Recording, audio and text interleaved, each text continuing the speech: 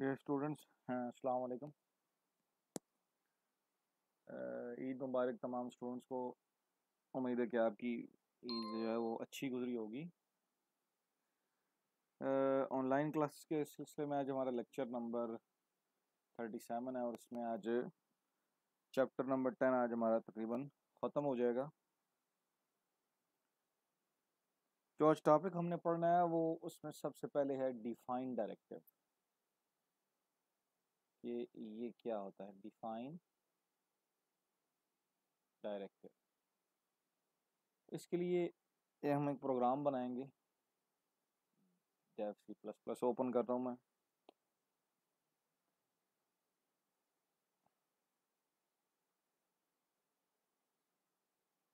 कोई एक programme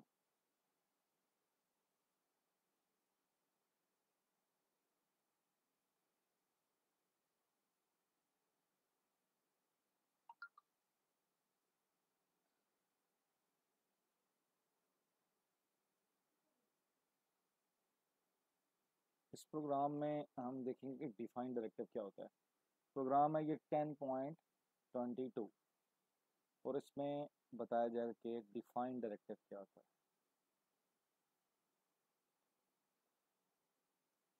define directive से पहले हम ये देख लेते हैं कि ये इसका इस्तेमाल क्यों हो रहा है। मतलब आप फिजिक्स का कोई काम करें या मैथ का, तो कुछ ऐसे सिंबल होते हैं, जैसे यहाँ पे जी है, तो जी की वैल्यू आपको पता है कि जी की वैल्यू जो है वो फिजिक्स में 9.8 फिक्स है। इस तरह पाई की वैल्यू है। इस तरह और भी बहुत सारे सिंबल हैं। ये स्पीड ऑफ लाइट है वो सी, उसकी जो है वो 10 की पावर 1 समथिंग मल्टीप्लाई 10 की पावर 8। ठीक है। ये ये सारे वो सिंबल्स हैं जिनकी वैल्यूज फिक्स हैं, ये चेंज नहीं होती। और अगर आपको बार बार इनका इस्तेमाल करना है, इनकी कैलकुलेशन करनी है, तो उसका हल ये है कि आप प्रोग्राम के अंदर एक दफ़ा शुरू में उनको डिफाइन कर दें और उसके बाद फिर आप क्या करें कि बार बार वो वैल्यू लिखने की ज़रूरत नहीं है, बल्कि वो एक वेरिएबल जिसके अंदर आपने वो वैल्यू स्टोर करवा दी है, वही बार बार यूज़ होगा। मसलन अब यहाँ पे प्रोग्राम है, उसके अंदर मैं इस जगह पे बिल्कुल लाइब्रेरी के बिल्कुल बाहर यहाँ पे मैं क्या करूँगा, परसेंट डिफाइन, ये कीवर्ड यूज़ करूँगा, परसेंट डिफाइन। और उसके बाद मैंने एक वेरिएबल बनाना है पाई का, पी आई, और स्पेस दे के मैंने उसके अंदर वैल्यू स्टोर करवानी है 3.1415। ये वाली मैंने वैल्यू स्टोर करवानी। अब मुझे बार बार किसी जगह पे ये नहीं लिखना पड़ेगा कि पाई इक्वल्स दिस। शुरू में मैंने एक दफ़ा डिफाइन कर दिया है कि पाई की वैल्यू जहाँ भी मैं लिखूंगा पी आई, जहाँ भी मैं लिखूंगा पी आई, उसका मतलब होगा 3.1415। ठीक है। तो अब आप क्या करें कि प्रोग्राम के अंदर फ्लोट का एक वेरिएबल रखें और रेडियस के लिए एरिया और सरकमफ्रेंस, ये तीन वेरिएबल हमने रख दिए। यूज़र से हमने क्या लेना है जी, printf double quotes enter radius. User हमें रेडियस एंटर कर दे और वो हम किसी वेरिएबल में स्टोर करवाएंगे, scan F bracket double quotes, उसके बाद आप कॉमा लगाएं, एंड का साइन लगाएं और आर। और ये आर चूँकि फ्लोट टाइप का है तो यहाँ जाके लिख दें परसेंट एफ। ये हमने यूज़र से रेडियस ले लिया। तो एरिया क्या होता है? एरिया यहाँ पे हम फाइंड कर रहे हैं एरिया ऑफ सर्कल। तो एरिया होता है पाई आर स्क्वायर। तो अब यहाँ पे मैं 3.1415 मुझे लिखने की ज़रूरत नहीं, या मुझे पी इससे पहले ऊपर ये लिखने की ज़रूरत नहीं, पी आई इक्वल्स 3.1415, ये लिखने की ज़रूरत नहीं। मैंने एक दफ़ा शुरू में चूँकि लिख दिया यहाँ पे, तो अब प्रोग्राम के अंदर कहीं भी मुझे पाई की वैल्यू इस्तेमाल करनी पड़ेगी, एक जगह पे या दो जगह पे या 10 जगह पे इस्तेमाल करनी पड़े, मैंने सिर्फ ये लिखना है pi, P I, pi R square तो मल्टीप्लाई आर क्रॉस आर।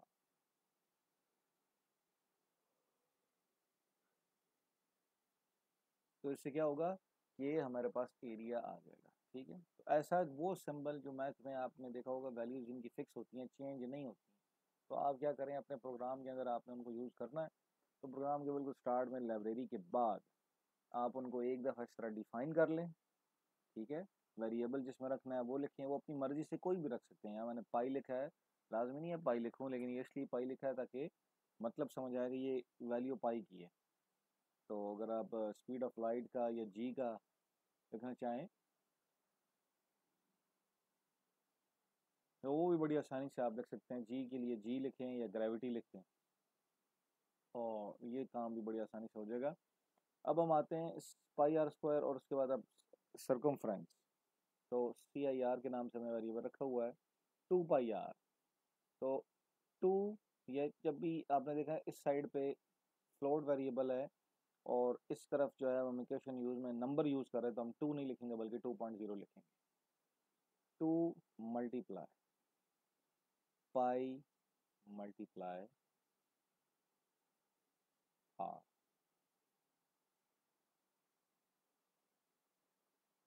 अब इन दो लाइनों से हमने एरिया भी फाइंड कर लिया और सर्कमफ्रेंस भी फाइंड कर लिया, और हमें वो वेरिएबल की वैल्यू बार बार नहीं लिखनी पड़ी। हो सकता है आप किसी जगह पाई की वैल्यू 3.14 लिखते हैं, किसी जगह पे 3.1415 लिखते हैं, इससे रिजल्ट गलत हो सकते हैं, इसमें कैलकुलेशन में प्रॉब्लम आ सकती है। अब आपने एक दफ़ा डिफाइन कर दिया तो हर जगह पे 3.1415 वही वैल्यू इस्तेमाल होगी जो आपने शुरू में ऊपर डिफाइन की है। वो वैल्यू कहीं भी फिर चेंज नहीं होगी, वो फिक्स होगी है। अब हम क्या करते हैं, प्रिंट करवा लेते हैं। Printf double coat comma, print क्या करवाना है हमने, एरिया। और एरिया जो है वो इस तरह का मतलब है, एरिया की वेरिएबल है वो फ्लोट क्या, इसलिए परसेंट एफ। लेकिन एक नई चीज़, नई लाइन है, ताकि नई लाइन पे आए तो बैक स्लैश है इस तरह।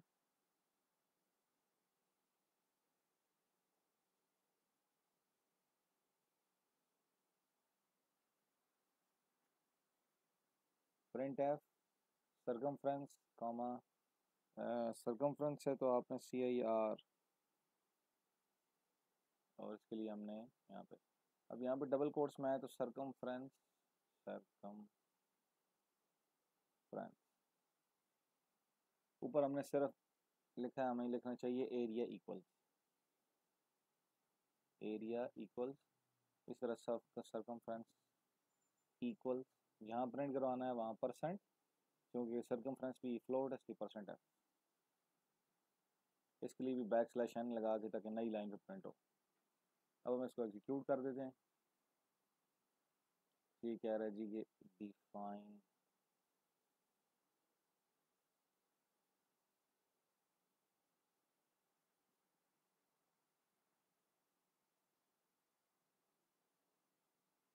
एंटर रेडियस, तो मैं एंटर कर रहा हूँ जी 78.53, और सर्कमफ्रेंसेस, अब मैं चाहता हूँ कि मैं पॉइंट के बाद 6 डिजिट ना आए, बस 2 डिजिट आए।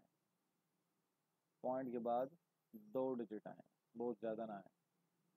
मैं क्या करता हूँ, यहाँ पे जाके सिर्फ इतना करता हूँ कि परसेंट के बाद यहाँ पे 0.2 कर देता हूँ, ताकि पॉइंट से पहले का जो है वो पूरे का पूरा आए, पॉइंट के बाद सिर्फ 2 डिजिट्स आए।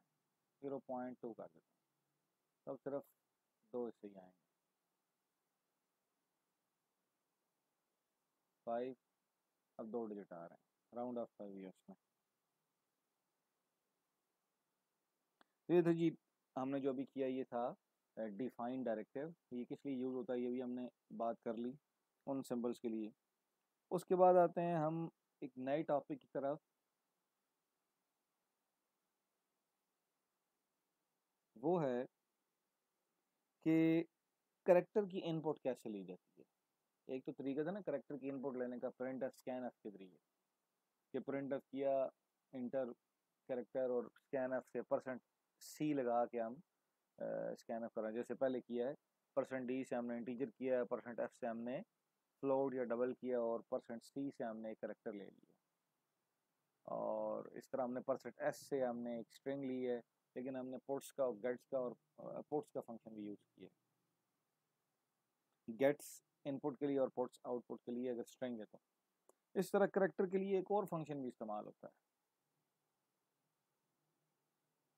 एक तरीका तो ये है कि आप कोई करेक्टर वेरिएबल अपने पास इनपुट करवाना चाहें तो उसका एक तरीकाकार तो ये है कि प्रिंट एफ इंटर, यहाँ पे मिसाल के तौर पर नेम और स्कैन एफ, यहाँ पे परसेंट सी कर दें, तो यहाँ पे आप इस तरीके से करेक्टर इनपुट ले सकते हैं। ठीक है, लेकिन एक तरीका इसका और भी है, वो ये आज पढ़ेंगे हम।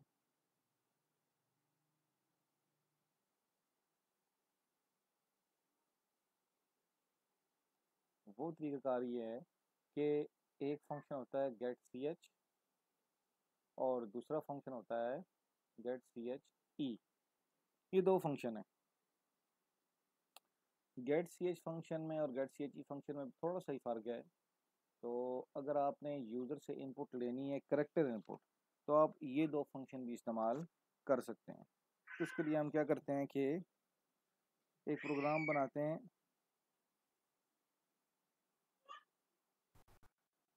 प्रोग्राम बनाते हैं 10.23, और इसमें 10.23 में हमने क्या करना है कि ये हम ख़त्म कर देते हैं क्योंकि अब हमें डिफाइंड डायरेक्टिव की ज़रूरत नहीं है। या हम क्या करेंगे, हम get C H E use करेंगे और इसमें हमारे पास कैरेक्टर टाइप का एक वेरिएबल रखते हैं सी, और उसके बाद हम क्या करते हैं printf double quotes, user से लेना है तो enter C H A enter character,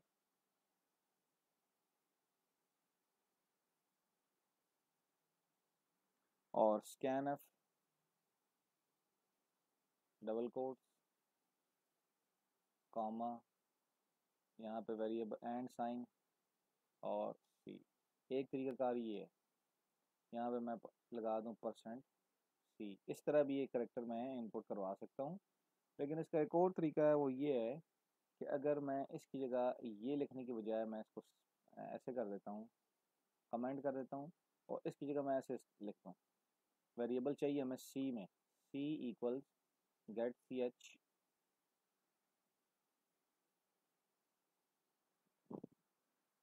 और साथ अब वो फंक्शन का निशान डाल। तो अब क्या होगा कि ये भी जो हम इनपुट देंगे तो ये गेट सी एच का फंक्शन इसे सी में स्टोर करवा देगा, सी वेरिएबल में। ठीक है, और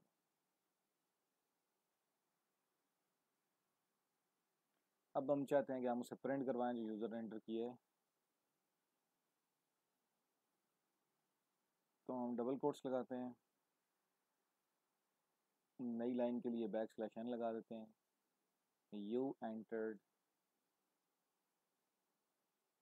जो उन्होंने एंटर किया है वो क्या है, वो जहाँ प्रिंट करवाना है वहाँ परसेंट सी लगा दें, कामा, और वेरिएबल हमारा कौन सा सी, सेमी कॉलन।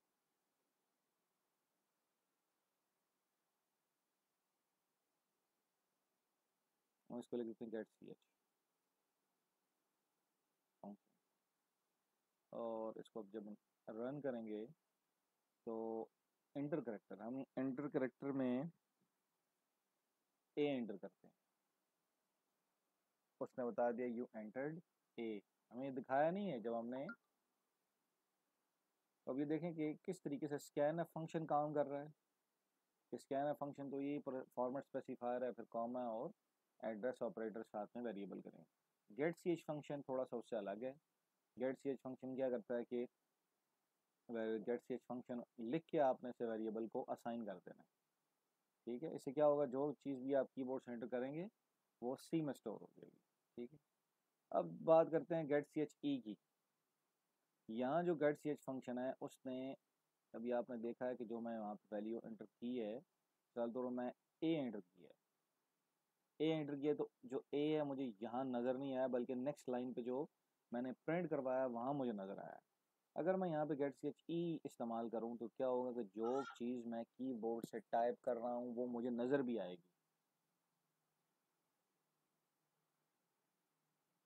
जैसे मैंने यहाँ पे एंटर किया ए, तो मुझे वहाँ पे ए नज़र भी आया है, यहाँ पे ए नज़र भी आया है और प्रिंट भी हुआ है।